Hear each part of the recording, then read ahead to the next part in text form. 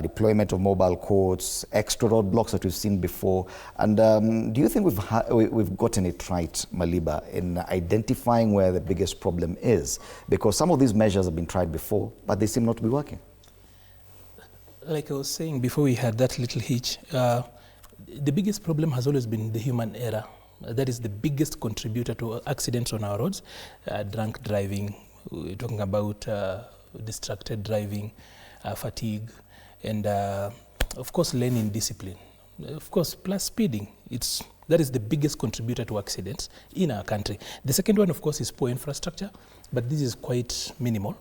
Not as around this poor infrastructure, we get along quite well. We find ways of getting about it. Then, of course, vehicle issues, the state of vehicles, that some of them are actually unroadworthy, poor maintenance and such. And then, of course, number 5 is always weak enforcement and corruption. Mm-hmm. So, as much as weak enforcement and corruption is an issue, it speaks to the other 3 very largely, because if it's an issue to do with the training, you just saw the other day people having to pay to get, rather to pass the driving exam. There was an ESCC issue on the other end. Every day people are caught either overlapping and doing some other stuff. If there's anything really that speaks of what corruption is in this country, is normally how you run the traffic department. Mm-hmm. So I do not think that that periodical intervention alone takes care of this, because you see the 4,700 plus is actually distributed across the year.